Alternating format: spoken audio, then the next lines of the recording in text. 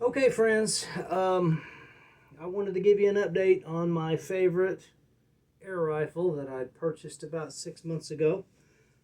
Here it is. That's what I got. Why, you may ask? Okay, well, my Western Sidewinder started out. I bought it in April. I ordered the gun and two spare magazines, and if you watch my other video, the magazines were out of tolerance, the spares. The one that was in the gun was absolutely perfect, fit slugs, fit pellets, worked like a champ. 4 rounds, 2 to 4 rounds, and I was zeroed in, and I was shooting 60-yard targets with a scope that I've got over here that sat in a bucket for 20 years. Mounted it on the gun, zeroed it in, and I was off to the races. A week later, my spare magazines showed up. I was shooting my pellets. I was very happy. And then I went to put slugs in my spare magazines and realized the slugs took an amazing amount of force to insert into the spare magazine. And I'm like, what the fuck? So I got my pin gauges out, and they're 4 thousandths tight. Those spare magazines that I got for my Western Sidewinder were 4 thousandths too tight. Now, I reached out to the dude. I was passed on to the rep. You know the story if you've watched the other video. If you haven't, stop what you're doing now, push the little stop button, and then go back into my videos and watch the one on the 25 cal Sidewinder, Western Sidewinder critique, and watch that, and then come back. Okay, are you back with me? All right, good. Glad you got all that good information. So, yeah, got to the rep, told the rep I had tolerance issues with my magazines, traded out for 2 spare magazines. So I sent mine down to him. He sent me 2 back, and the first thing I did was put them on the bench and put slugs in them, and then I tapped it in my hand, and the slugs fell right out. So the first set of spare magazines were 4 thousandths too tight. The second set of spare magazines was 4 thousandths too loose. So I got a hold of the rep again and told him how critical it was to have tolerances correct. And he got me, after I sent him all my magazines, my good one and my 2 spares that were too loose, and a pin gauge, sent it all to him. And he dug through his box and got some fresh ones in and found ones that were as close as he could get. And when I measured them, because I only sent him 1 pin gauge, and he's like, well, they're too tight, but the slug fits in. I was like, that's fine. If you can't find anything else, do what we can do, right? I'll deal with what I got to deal with. So he sent everything back to me, and I got my pin gauge, and they were 1 thousandths tight. I can live with that, right? That's fine. But you know, when you're in the gun world, cartridge firearms, and you're reloading shit, 4 thousandths is a big deal. And when you're talking a magazine that's 4 thousandths too loose and another magazine that's 4 thousandths too tight, you're talking about a difference of 8 thousandths. That's 8 thou. That is huge in the gun world. Holy fuck. So anyway, I got everything straightened out, right? I was tickled to death. I was using my gun, shot at a beaver, but I don't think I killed it. I don't think I did. I'm confident I hit the damn thing, and I had everything dialed in, right? I was shooting slugs at 900, close to 1,000 feet per second. I was just tickled to death with the performance of this weapon. Tickled to death of everything about it. You're talking about a gun that's under 10 pounds. It's got a trigger pull of about 2 to 3 pounds, and it's fully automatic, right? Great deal.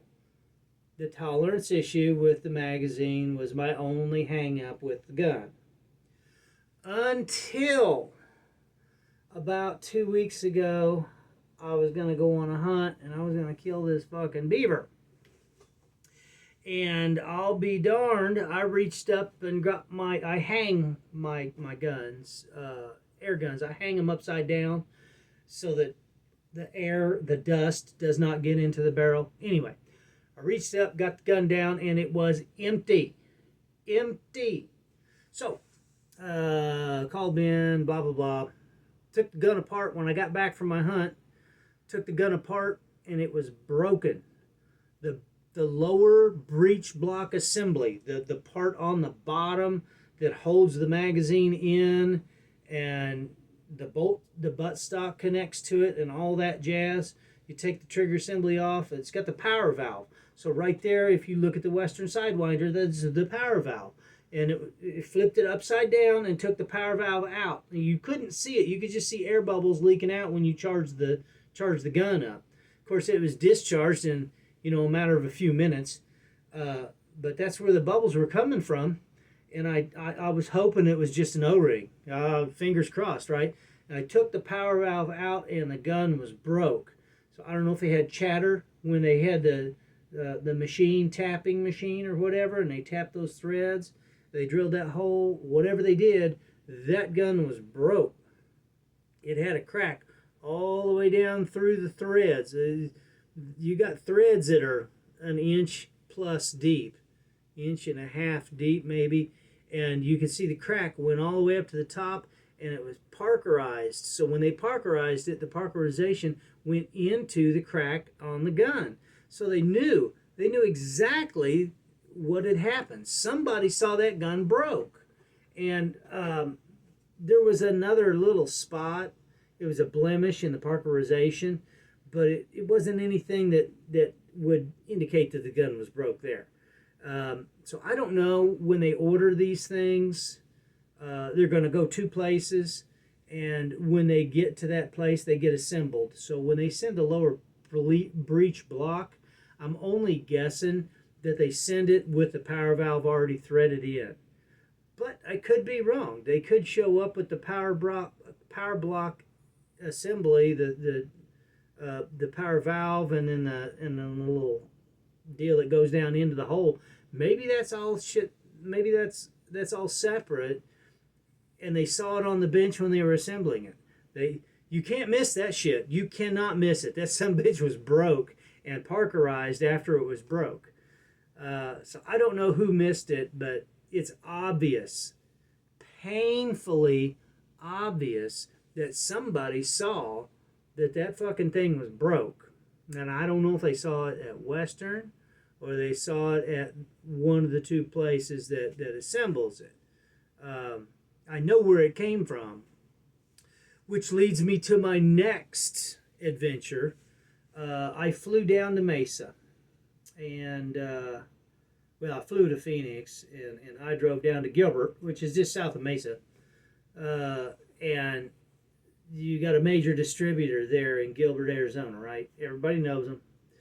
I walk in the door, and there's a dude in there standing, on our side of the counter. He's another customer, and there's kids standing behind the counter, and he says, "Hey, can I help you with anything?" And there was a 22 caliber Western Sidewinder sitting right in front of me. And I had all my shit for a 30 cal in my pocket. And I said, "Do you have one of these in 30 caliber?" And he said, "Well, no, I can't keep them in stock. That one's 22. I said, "Yeah, I'm aware of that." Well, the dude that was standing here, he's like, "Well, this is a 30 caliber. I'm looking to buy it." It was a compact, just like mine, except it was in 30 caliber.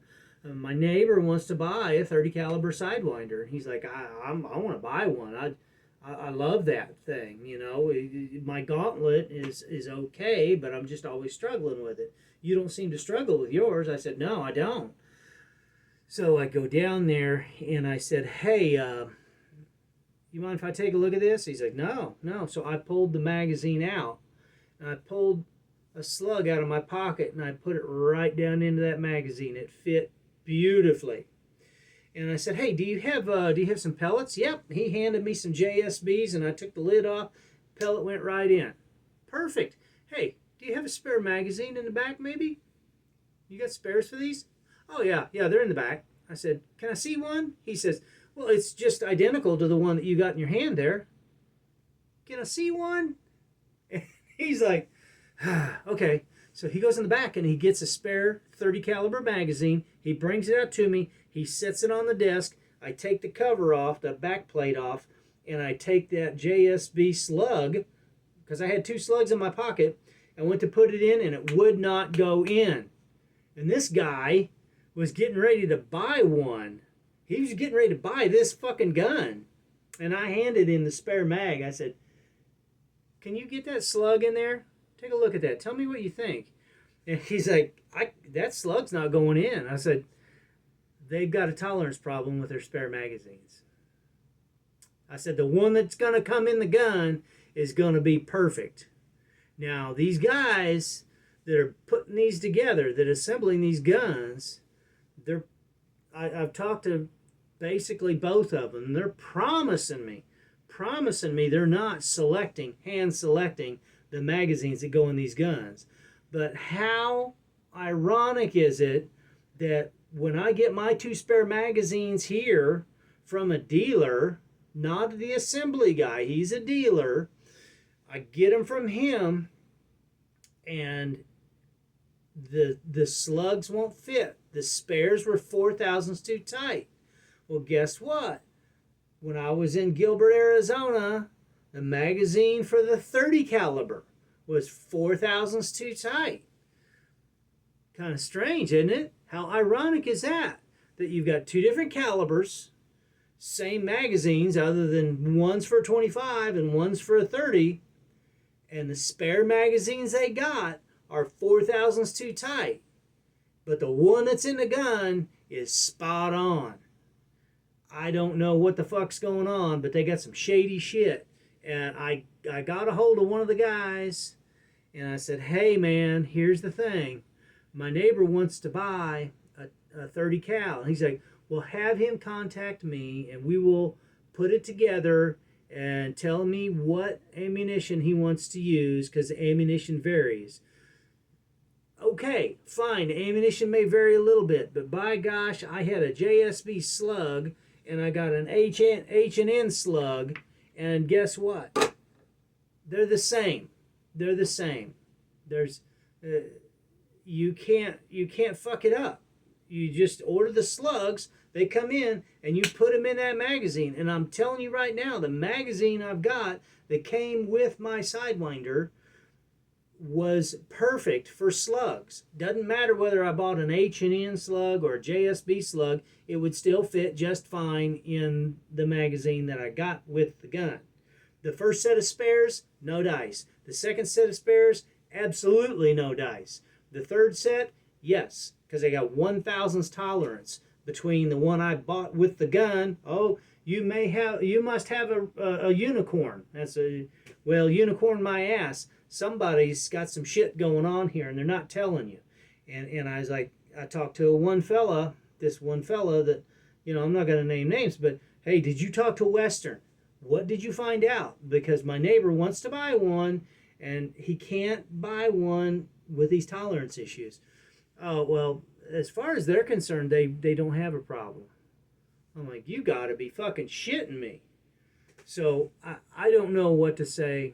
I don't know what to say about Western. The rep, he told me that, I asked him, I was like, hey, look, man, I'm going to get a brand new block, lower breech block. Is there any way that that's going to be warranted for a year? Should that be warranted for a year? And he said, well, since you're dealing with me, it will be. But we're going to etch the same serial number in it. Well, I have a weird feeling that if something does go wrong with the gun, they may not honor that warranty for a full year from the point to which it started leaking air. I'm not the only one that's had Westerns leaking air. There was another fella on a forum, and he sent his back. He just said, fuck it, I'm sending it back. I'm done with it. Well, I can understand that. But whether or not I can recommend somebody buy a Western Sidewinder, at this point in time. Well, you see, I don't have the gun. You know what I went on the hunt with? It's right here. Everybody knows what this is, the Hatsan Blitz, and it was highly effective. And this thing was 70 pounds, and I took him out. Now, this gun is heavy. This is heavier than the Sidewinder. It's only a 3,000 PSI gun, not a 4,500 PSI gun. And it's got a hammer spring on it. And you got a 10-pound pull on this trigger. So does it have downsides? Yes. But we're talking about the price, right? You can get one of these at 1/3 or less of the price that you're going to pay for a Sidewinder. What should come with a Sidewinder? Premium product, premium customer service. I don't feel like I've received either one at this point. I really thought I had a premium product till that motherfucker started leaking air. So, something to think about. Something very, very serious to think about. Because you're going to spend a lot of money on this thing, right? You don't want to go cheap. And for an air rifle, this is cheap. But it's heavy and it's got a hell of a trigger pull. But so what? If I'm not going to have a problem with it, why should I be concerned? I haven't found anything wrong with this gun as it sits. I love the Western. Don't get me wrong. I love it. But gosh darn it. Where's the QC when you need it? We need quality control. We need magazines that accommodate slugs. We need the magazine. When we order spares, we need the magazine to come with that gun. Because I know I've only seen 2. I saw the 22 cal, but I didn't have 22 slugs in my pocket. But doggone it, if you're going to order a gun and you're going to order spare magazines, those spare magazines need not be 4 thousandths too tight. And then get another set of magazines that are 4 thousandths too loose, and you got shit falling out of the magazine. That don't fly with me. Especially when I spend that kind of money. It'd be different. It'd be different if I spent, $600 or $700 on the gun. That's a different story. But my gosh, we're talking about, a high dollar air gun. So I don't know what to say. I actually had to call yesterday down to Arizona to find out, hey, shows that my gun arrived there Saturday. That's what my records indicate. He said, well, it was checked in Monday.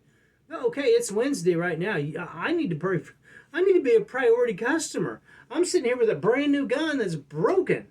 And I had problems with spare magazines. You would think that I would be top priority on that fucking list. You get a customer that's got a gun and says, oh, my gun was broken from the factory and I just gave you a shit ton of money for it. Well, yeah, we'll get to it when we get to it. That's kind of what I'm hearing, right? Bullshit. I call bullshit on that, but I'm going to give them the benefit of the doubt. I'm going to be patient, wait it out. But you got to realize it was 3 weeks without my gun with the magazine issue, and it's fixing to be another 3 weeks, minimum 3 weeks without my gun this time. That's 6 weeks without a gun. By the time it's all said and done, you're going to be 8 weeks. It's going to be 2 months without my gun. With a 1-year warranty, it'll now at this point be a 10-month warranty instead of a 1-year warranty. So should they honor the warranty? Yes. Should they prioritize the customer that's got the broken gun from the factory? Yes. So leave some comments down below. Tell me what you think. I'll keep you posted. I'm going to post a video of the break. I just figured at this point I'd cut it loose because I don't feel like I'm getting the premium customer service that I should. You should get that premium customer service too. So watch these videos before you buy a Western Sidewinder. Very important. Have a good day. Good luck. Leave some comments. Ask some questions. I'll get right back with you.